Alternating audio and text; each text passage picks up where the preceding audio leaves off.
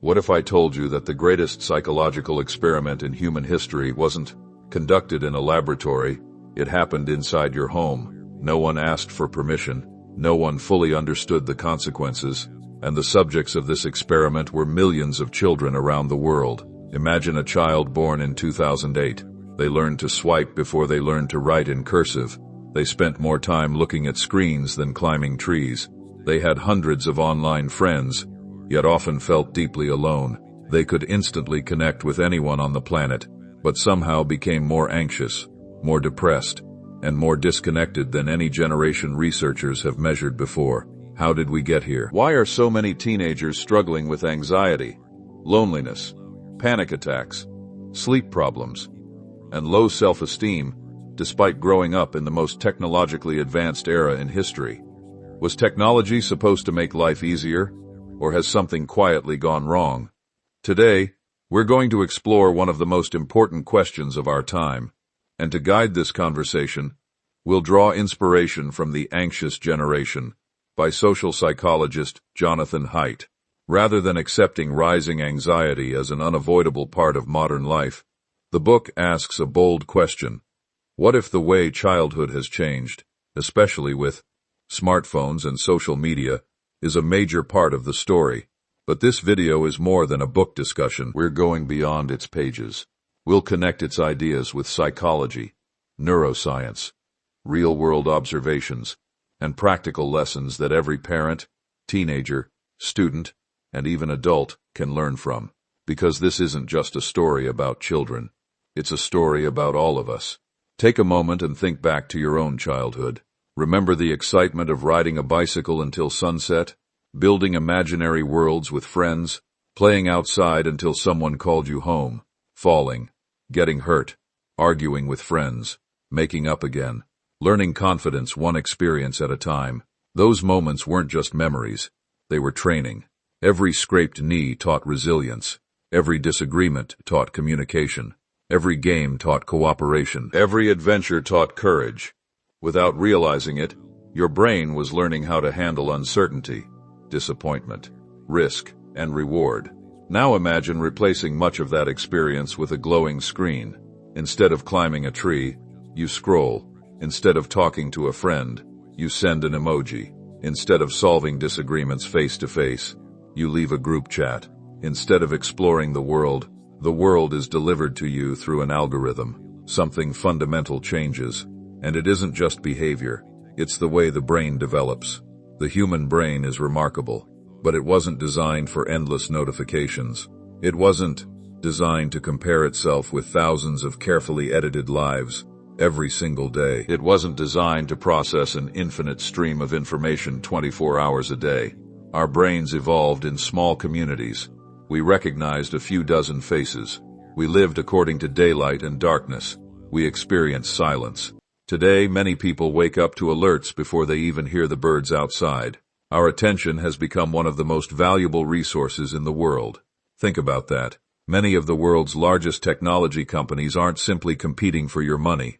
They're competing for your attention. Because wherever attention goes, time follows. And wherever time goes, life follows. Now ask yourself a difficult question. Who decides where your attention goes each day? Do you? Or does your phone? Imagine sitting down to check one message. 5 minutes later, you've watched 6 videos, read 3 comments, replied to 2 notifications, forgotten why you picked up the phone in the first place, and somehow ended up feeling more distracted than before. Has that ever happened to you? Of course it has. You're not alone. This isn't because you're weak. It's because your brain responds to novelty. Every new notification carries uncertainty. Maybe it's good news. Maybe someone liked your post. Maybe someone sent an important message. That uncertainty makes checking again incredibly tempting. Over time, repeated habits can become deeply ingrained, making it harder to direct your attention where you actually want it to go. But here's where the conversation becomes even more important. This isn't only affecting adults. It's shaping children whose brains are still developing. Think about a young tree. When it's small, the environment influences how it grows. Strong winds change its direction. Support helps it grow straight. The developing brain is much like that tree. Early experiences help shape emotional regulation, attention, relationships, and resilience. Now imagine growing up in an environment where every spare moment is filled with digital stimulation. Silence feels uncomfortable. Waiting becomes unbearable. Boredom almost disappears.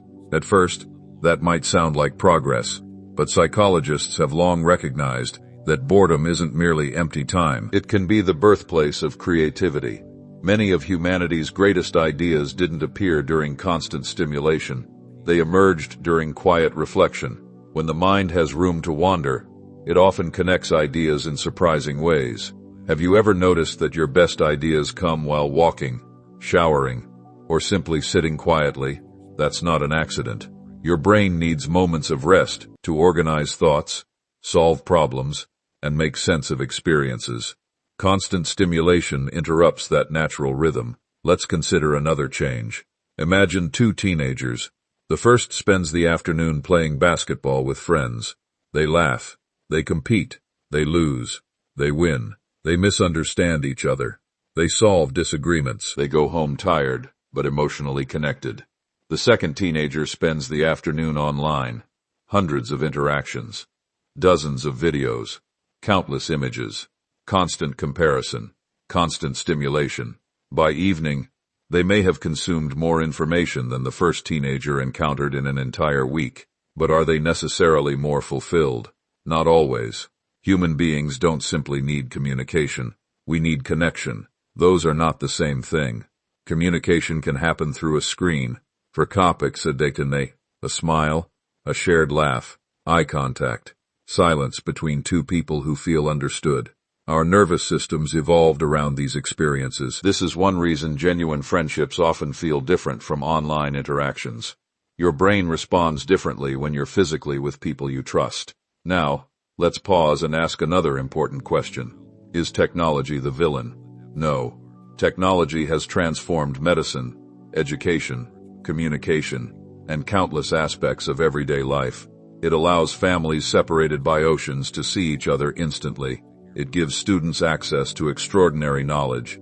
It helps people build communities around shared interests. The issue isn't that technology exists. The issue is how we use it, and whether it's beginning to shape us more than we shape it. Every powerful invention in history has required wisdom. Fire can cook food or destroy forests. Cars can connect cities or cause accidents. The internet can educate millions or overwhelm our minds. Technology itself is neutral. Our relationship with it determines its impact. And that's why this conversation matters. Because awareness always comes before change. Imagine walking into a room that's gradually becoming darker. At first, you barely notice. Minute by minute, your eyes adjust. Eventually, darkness feels normal. Then someone opens the curtains. Only then do you realize how dim the room had become. Sometimes cultural changes happen the same way. They occur so gradually that we stop noticing them, until one day we ask, why are so many people exhausted? Why are children spending less time outdoors? Why are teenagers reporting more anxiety? Why do so many adults feel constantly distracted? Those questions deserve thoughtful discussion. Not panic, not blame, but careful reflection. Because every generation faces new challenges. The goal isn't to fear the future. The goal is to understand it. And that's exactly what we're going to do together. Throughout this series, we'll explore how attention shapes your life, why sleep, relationships, and emotional development matter so deeply, what psychology and neuroscience can teach us about living well in a digital age, and most importantly, what practical steps we can take to regain control. Because this story isn't ultimately about smartphones. It's about something far more valuable: your attention, your relationships, your mental well-being, and the future of the next generation. In the first part of this journey, we explored a question that should concern every parent, every teacher, and every one of us who carries a smartphone in our pocket. What happens when the most powerful technology ever created begins competing for the most valuable resource you have, your attention? Now here's a question that may be even more important. If attention is the currency of the modern world, who is getting richer from yours? Imagine waking up every morning with 100 gold coins. Those coins represent your attention. Every conversation, every notification, every advertisement, every video, every email, every endless scroll asks for one of those coins. By the end of the day, you wonder why you feel mentally exhausted. It's because you've spent your entire fortune without realizing it. Most people think they're tired because they work too hard. Sometimes that's true, but many times, they're mentally exhausted because their attention has been fragmented into hundreds of tiny pieces. Have you ever tried reading a book while someone interrupts you every 30 seconds? Could you truly understand what you're reading? Probably not. Now imagine living your entire life that way. A notification interrupts your thoughts. A message interrupts your work. A video interrupts your boredom. Another alert interrupts your conversation. Slowly, without noticing, your brain begins expecting interruption. Deep focus starts feeling unfamiliar. Silence starts feeling uncomfortable. And being alone with your own thoughts begins to feel almost impossible. This is where the modern world presents us with a challenge that no previous generation had to face. Not because technology is evil, but because our brains are ancient. For hundreds of thousands of years, human beings lived in environments that changed slowly. Today, information changes every second. Your brain is trying to process more information before lunch than your ancestors may have encountered in an entire month. That's an extraordinary demand for a system that evolved over a very different timeline. Now think about a child. Their brain is still developing. Every experience helps shape the networks responsible for attention, emotional regulation, decision-making, and self-control. What happens when those developing systems are constantly pulled in different directions? Researchers continue to investigate this question, and one thing is becoming increasingly clear. Sustained attention is a skill, and like any skill, it grows through practice, or weakens when it is rarely used. Imagine trying to build physical strength while someone changes the exercise every 10 seconds. Lift one weight. Stop. Run for 5 seconds. Stop. Jump once. Stop. Would your body become stronger? Probably not. Your attention works in much the same way. It develops through periods of sustained engagement.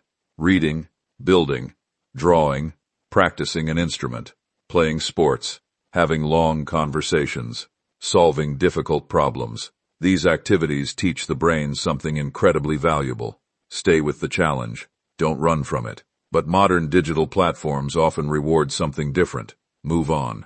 Swipe again. Watch the next clip. Refresh. Keep searching for something even more interesting. Over time, your mind can become accustomed to constant novelty. Then ordinary life begins to feel slow. Homework feels boring. Books feel difficult.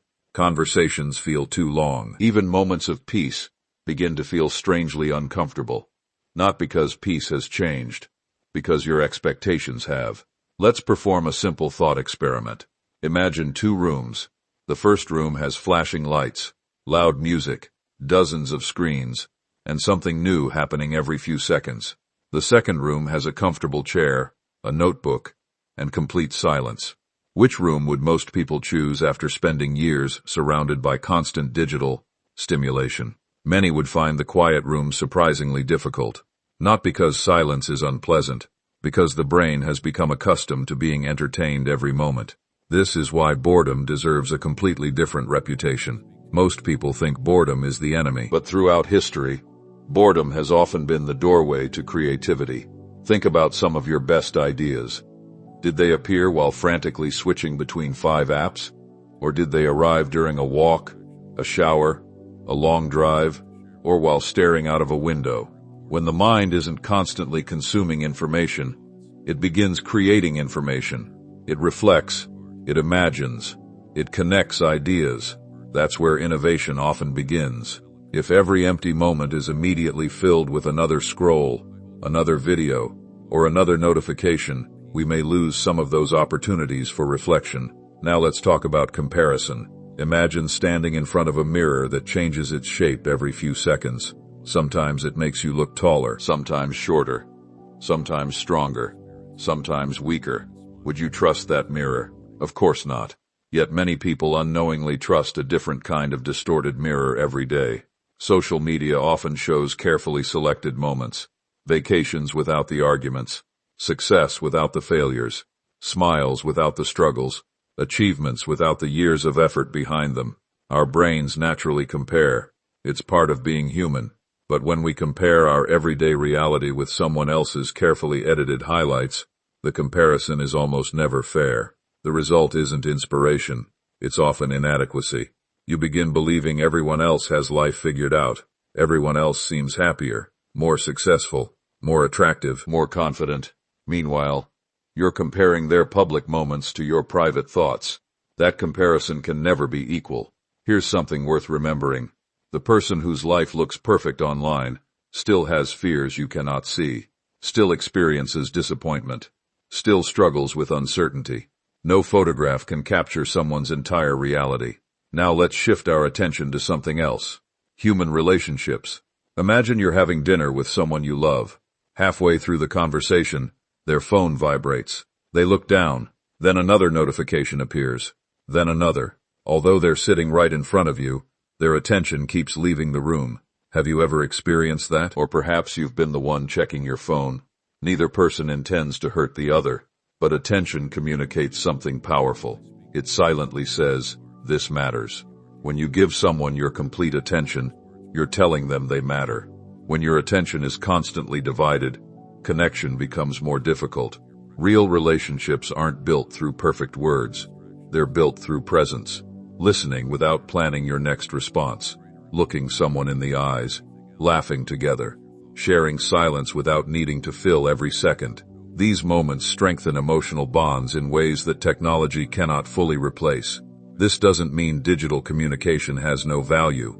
It certainly does. But it reminds us not to mistake connection for constant contact. They're not always the same thing. Now imagine your attention as a flashlight. Wherever you point it becomes brighter. The rest fades into darkness. Every day, countless companies compete to direct that flashlight. Some succeed because they genuinely provide value. Others succeed simply because they've become very effective at capturing attention. That's why one of the greatest skills of the 21st century may not be learning more. It may be protecting your ability to focus on what truly matters, because your attention shapes your life. Whatever consistently receives your attention eventually influences your beliefs, habits, emotions, and priorities. Spend your attention on learning, you'll grow.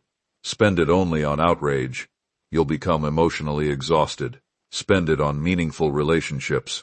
Those relationships deepen. Spend it only on endless distraction. You may wake up one day wondering where your time went. Here's the encouraging part. Attention is trainable.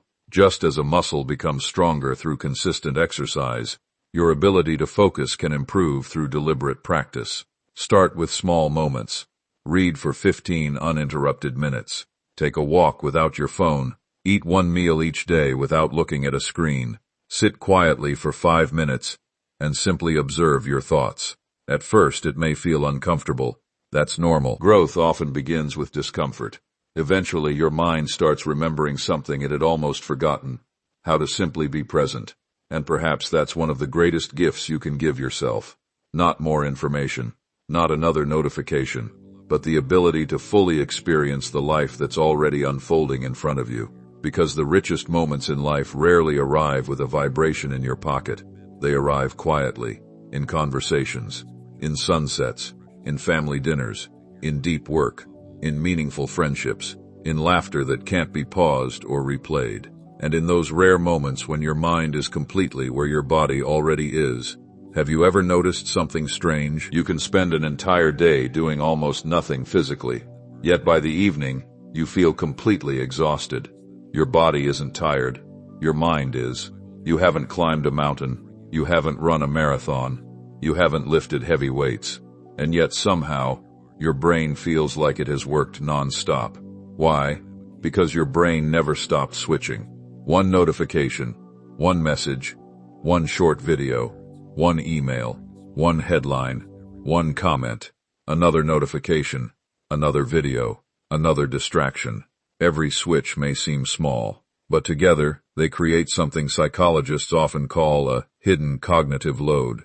The mental effort required to constantly redirect your attention. Imagine driving through a city, where every traffic light turns red just as you approach it.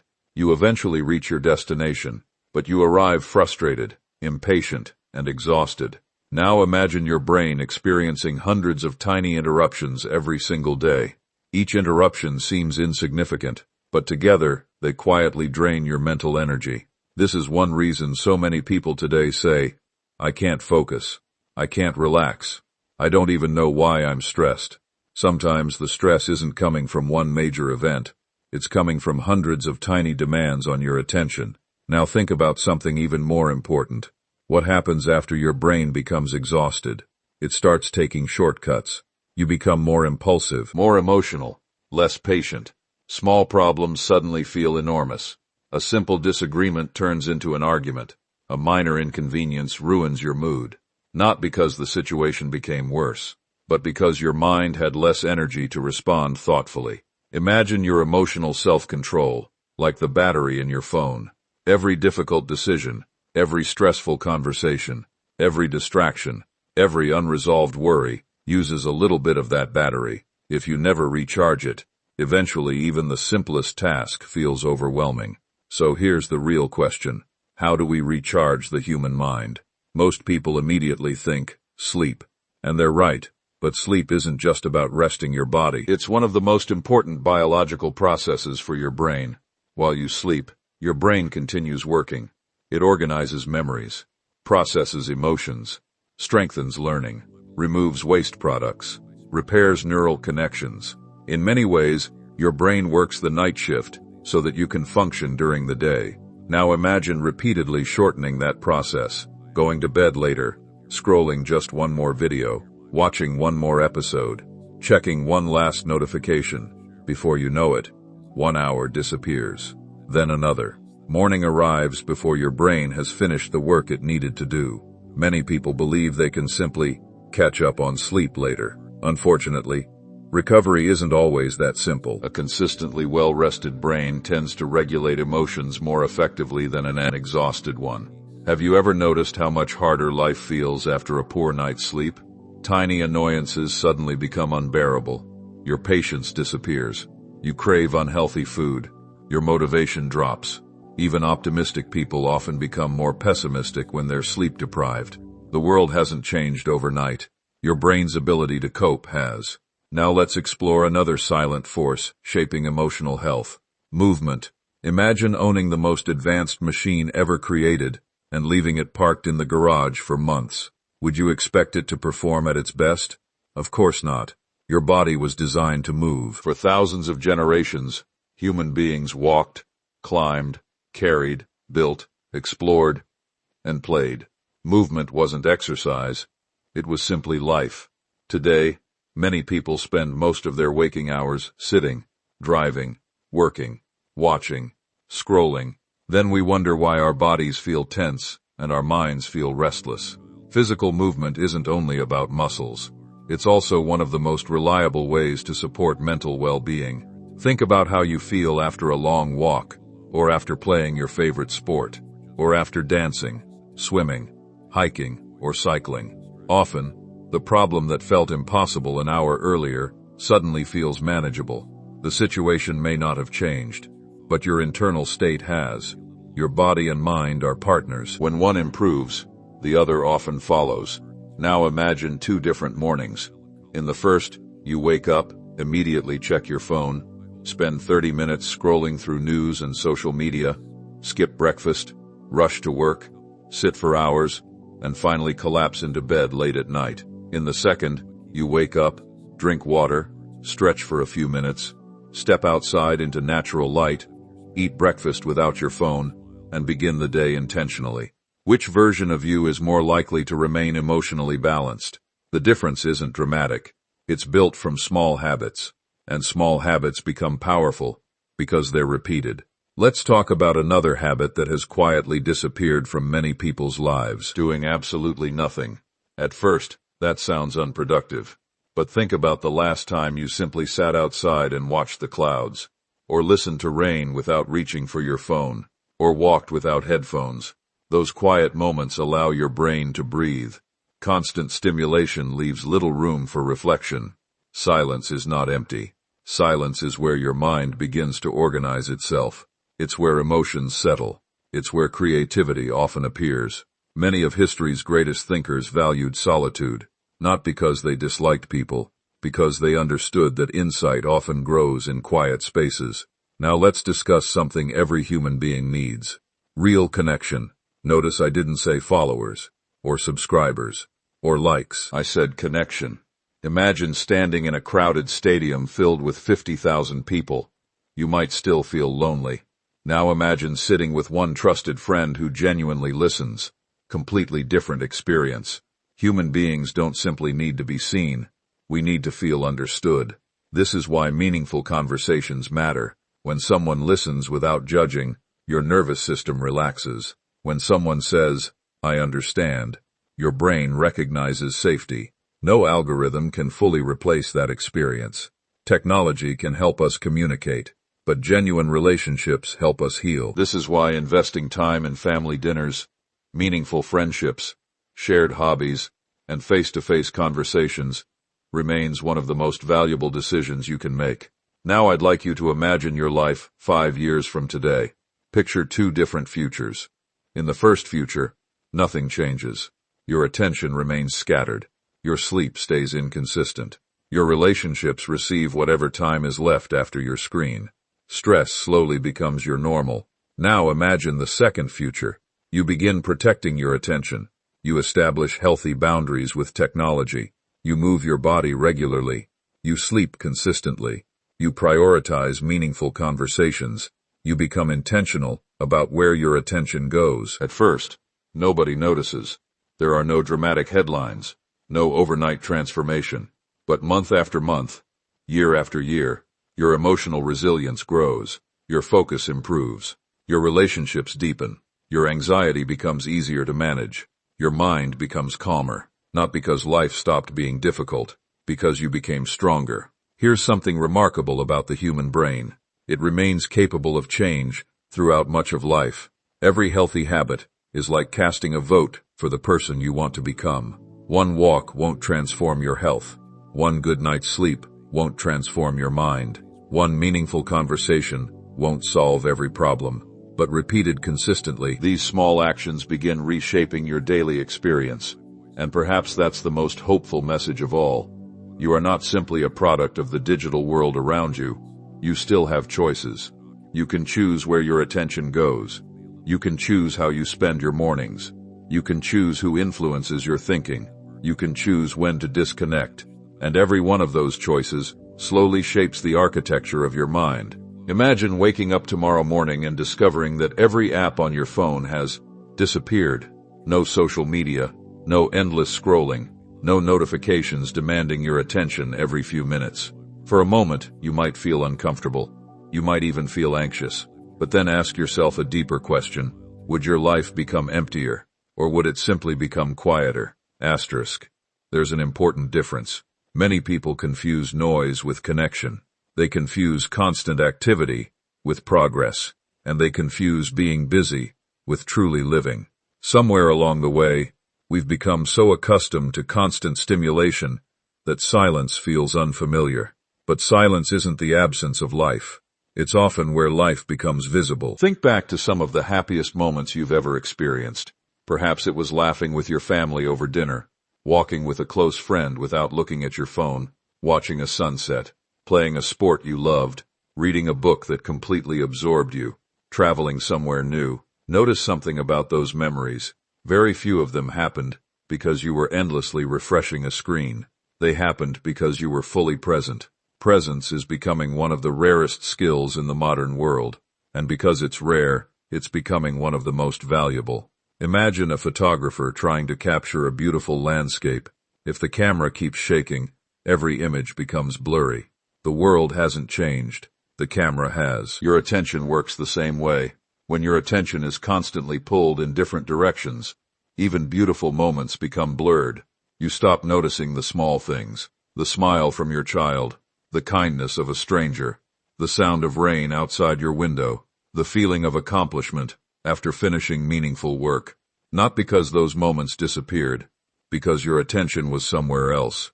Here's something worth remembering. Where your attention goes, Your life follows. If your attention spends every day chasing outrage, comparison, and endless distraction, don't be surprised when your emotional world begins to reflect those same patterns. But if your attention begins spending more time on learning, creating, building relationships, moving your body, being grateful, your inner world gradually changes as well. This is why protecting your attention isn't selfish. It's one of the healthiest things you can do for yourself and for the people you love. Now let's imagine two families. In the first family, everyone sits together in the same room, but each person is looking at a different screen. Hours pass. Very few words are exchanged. They were physically together, yet emotionally far apart. Now imagine another family. They eat dinner together. They ask each other questions. They laugh. Sometimes they disagree. Sometimes they tell stories. Nobody is performing for an audience. Nobody is counting likes. They're simply sharing life. Which family is creating memories that will still matter 20 years from now? Technology can connect devices. Only people can build relationships.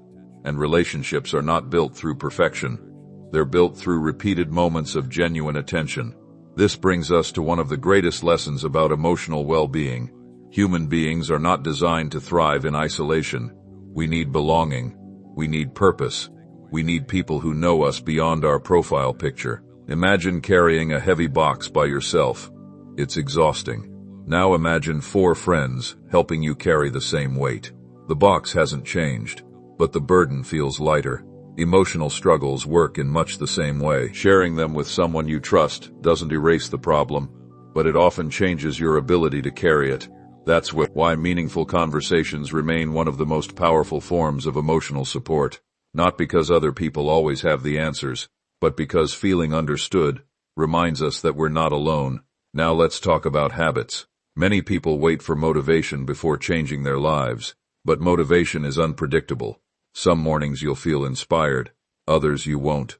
If your future depends only on motivation, progress will always be inconsistent. Instead, build systems. Imagine planting a tree. You don't water it only when you feel inspired. You water it consistently. Growth happens because of repetition, not excitement. The same is true for your mind. Small daily choices shape your future far more than occasional dramatic decisions. Reading 10 pages every day, taking a 20-minute walk, putting your phone away an hour before bed, having one meaningful conversation each day, spending 10 quiet minutes reflecting. None of these actions seem extraordinary, but together, they slowly transform the way you think, feel, and live. Another powerful habit is learning to create intentional boundaries. Boundaries are not walls. They're filters. Imagine leaving every window and door of your house wide open, all day and all night.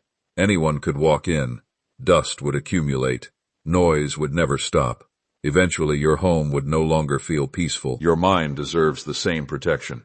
Not every notification deserves immediate attention. Not every argument deserves your response. Not every opinion deserves space in your thoughts. Learning to say not now to distractions allows you to say yes to what truly matters. One practical exercise can help. Choose 1 hour every day that belongs entirely to you. No unnecessary notifications.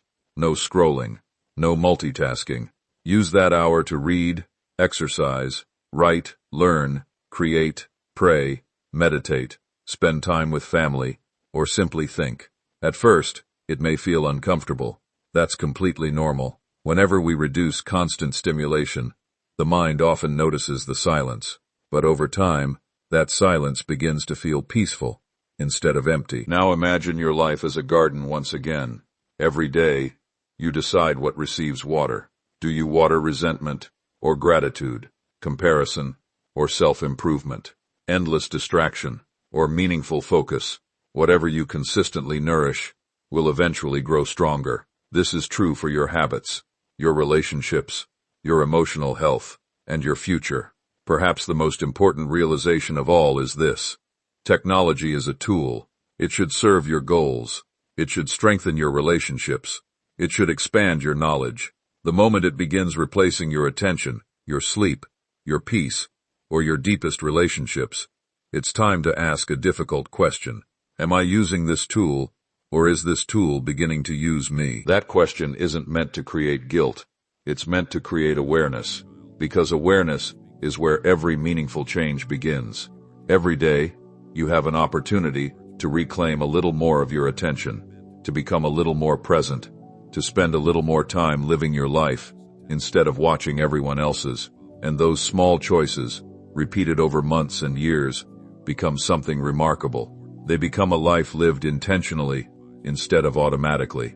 In the final part of this journey, we'll bring everything together. We'll explore what a healthier future can look like for children, teenagers, parents, and adults alike, how to create a balanced relationship with technology without rejecting its benefits, and why the greatest investment you can ever make is not in a faster device, but in a calmer mind, stronger relationships, and a life directed by your own values rather than by endless distraction.